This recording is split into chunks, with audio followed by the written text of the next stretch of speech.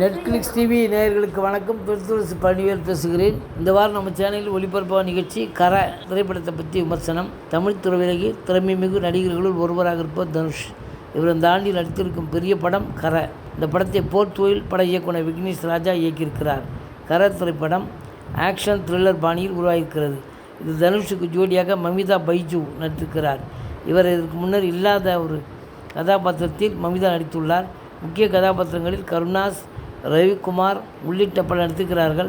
கரை வெற்றி பட்டியலில் இடம் பிடிக்கும் என்பது எந்த சந்தேகமும் இல்லை. கரை படம் ஒரு கிராமத்து பின்னே உருவான மாஸ் ஆக்ஷன் மற்றும் உணர்ச்சி கலந்த கதை. படம் ஒரு சாதாரண மனிதன் எப்படி சூழ்நிலை மாற்றம் அடைகிறான், அவன் திருட வேண்டிய அவசியம் என்ன, வங்கி கொள்ளை கதையின் மையமாக இருக்கிறது. கிளைமாக்ஸ் பகுதி நல்ல எமோஷனாக இருக்கிறது. தனுஷ், பிருத்வி இரண்டு பேருமே படத்தின் முதல் காட்சியிலே ஒரு எம்எல்ஏ வீட்டை திருட செல்கின்றனர். அதில் தனுஷ் மட்டும் மாட்டுகிறார். அவர் மாட்டும் ஸ்டேஷனில் உயர் அதிகாரியாக இருக்கும் சுராஜ் தனுஷ் மீது நிறைய கேஸ்களை போட்டு தனக்கு பப்ளிசிட்டி கிடைக்க வேண்டும் என எண்ணுகிறார். அந்த காட்சிகளில் செம்ம விறுவிறுப்பு. இதையடுத்து தனுஷ் சுராஜ் அடித்து அங்கிருந்து தப்பி செல்ல ரேணிகுண்டா சென்று மமிதா பைஜுவுடன் வாழ்ந்து வருகிறார். ஆனால் கஷ்டம் அவரை விட்டு வைக்கவில்லை. அதனால் மெஸ் ஆரம்பிக்க முடிவு செய்கிறார். அந்த ஹோட்டல் காட்சி இளமையும் அழகும் நிறைந்த காட்சிகளாக இருக்கிறது. கிள்ளியூரான தன் சொந்த ஊருக்கே வந்து தன் அப்பா கே.எஸ். ரவிக்குமாரிடம் நிலத்தை விற்று பணத்தை கேட்கிறார். அங்குதான் கதை திரைக்கதை அடுத்த கட்ட பாய்ச்சலுக்கு பாய பிறகுதான் தெரிகிறது அவரே நிலத்தை வங்கியில் அடமானம் வைத்து தான் டிராக்டர் வாங்கியுள்ளார் என்பது.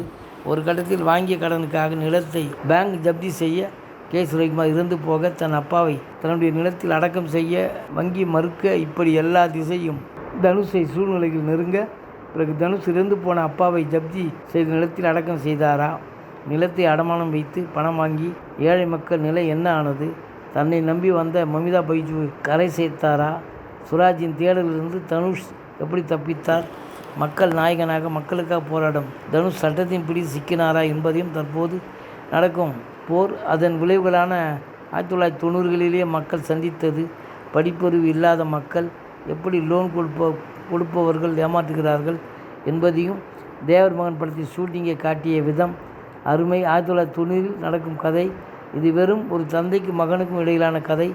ஆழமாக அவசியம் அலசியிருப்பது பாராட்டுக்குரியது. விக்னேஷ் ராஜா, ஆல்பர்ட் பிரகாஷ் கதை திரைக்கதையில் இந்த படம் தாக்கம். ராமநாதபுரம் வறுமையில் வாழும் ஏழை விவசாயிகளின் கண்ணீரை அவர்களை வங்கி எப்படி ஏமாற்றி அவர்கள் சொத்துக்களை ஜப்தி செய்கிறது என்பதையும் உணர்வுபூர்வமாக சொல்லியிருக்கிறது. கரை சினிமா வெறும் பொழுதுபோக்கு அல்ல, சமுதாயத்தை பழுதுபார்க்கும் கருவி என்று அவர் எடுத்திருக்கும் முயற்சி நமது பாராட்டுகள். நாயகன் தனுஷ். இந்த படம் சாதாரண மாஸ் படம் இல்லை. சமூக கருத்து, எமோஷன், ரியலிசம் எல்லாம் கலந்த ஒரு சக்தி வாய்ந்த திரைப்படம். அதில் அம்சமாக பொருந்திருக்கிறார். வங்கி, குடும்பம், நிலம் மற்றும் அடக்குமுறையால் வறுமையில் வாழும் மக்கள் எதிர்கொள்ளும் கொடுமைகள் தான் கதையின் மையம். திருடி விற்று தப்பித்து ஓடும் சூழ்நிலை உருவாக இது சாதாரண ஸ்டோரி மாதிரி தோன்றினாலும் வங்கி கொள்ளையை எதிராக பேசியிருக்கிறார். தனுஷ் ஆழமான நடிப்பை வெளிப்படுத்தியிருக்கிறார். சிறு வயதிலே வீட்டை விட்டு ஓடி போய் வாழ்க்கையிலும் ஜெயிக்காமல் தவறான வழி சம்பாதித்து பிழைப்பை ஓட்டி மீண்டும் தன் அப்பாவிடமே வந்து நின்று கலங்குவது, பிறகு தன் அப்பா இருந்து போக அவருக்காக களத்தில் இறங்குவது என வழக்கம் போல எமோஷனல் ஆக்ஷன் என கலக்கியுள்ளார். சண்டை காட்சியில் அனல் பறக்கும் வகையில் கடுமையாக உழைப்பை கொடுத்திருக்கிறார் தனுஷ். படம் முழுக்க ராமநாதபுரம் மக்கள் வாழ்க்கை, அவர்கள் வழியையும் பதிவு செய்திருக்கிறார். கருசாமி நீதான் காப்பாற்ற வேண்டும் என்று சொல்லி தொழில் தொடங்கும் போது தனுஷ் தனது ரோலில் நன்றாக பொருந்திருக்கிறார். குறிப்பாக ஆக்ஷன் மற்றும் சென்டிமெண்ட் சீன்களில் அவர் நடிப்பு பாடத்தக்கது. மமிதா பைஜு மிகவும் இயல்பான நடிப்பு, ரியலிஸ்டிக்காக நடித்திருக்கிறார். தனுஷ் திருடி விட்டு வந்து பிறகு அவரை அடித்து விட்டு அழும் காட்சி சூப்பர். பட்டாளத்து கந்தசாமி. கே.எஸ். ரவிக்குமார் பட்டாளத்தார் கந்தசாமி கதாபாத்திரத்தில் கே.எஸ். ரவிக்குமார் வெளுத்து வாங்கியிருக்கிறார். அற்புதமான நடிப்பை கொடுத்திருக்கிறார். அவர்தானா இது என்பது போல் தனுஷ் தந்தையாக அத்தனை யதார்த்தம். படத்தில் மிகப்பெரிய வெற்றிக்கு அவர் நடிப்பு பலம். கருணாஸ் காசி என்ற கதாபாத்திரத்தில் நடித்துள்ளார். ராமநாதபுரம் மாவட்டத்தில் உள்ள மனிதர் என்பதால் அச்சு அசலாக பொழிந்திருக்கிறார். பிருத்வி சிறப்பான நடிப்பை தந்துள்ளார். சுராஜ் எப்படிடா நீ மாட்டுவே என பல வருடம் காத்திருந்து தனுஷை பிடிக்க அவரும் கிளம்புகிற காட்சி சூப்பர் ஸ்டோர் செல்லிங். அவரின் ஆட்டம், அவர் வரும் காட்சியெல்லாம் சிறப்பாக இருக்கிறது.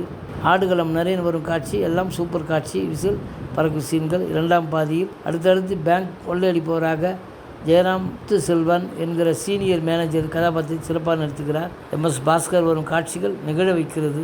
ஸ்ரீஜா ரவி தனுஷ் அம்மாவாக கிராமத்தில் வாழும் ஏழை தாயா கதாபாத்திரம் மிளிர்கிறார்.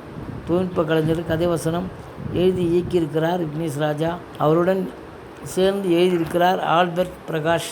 பலமான புள்ளிகள், ரியலிஸ்டிக் பவர்ஃபுல் கதை, தனுஷ் கேரியர் பெஸ்ட் பெர்ஃபார்மன்ஸ் ஆகவும் சமூக கருத்து கொடுத்திருக்கிறார்.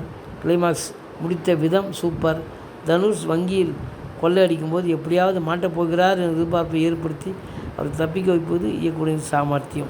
நன்றி, வணக்கம். அடுத்த வாரம் வேறு ஒரு திரைப்படத்தோட செய்தியோடு உங்களை சந்திக்கிறேன்.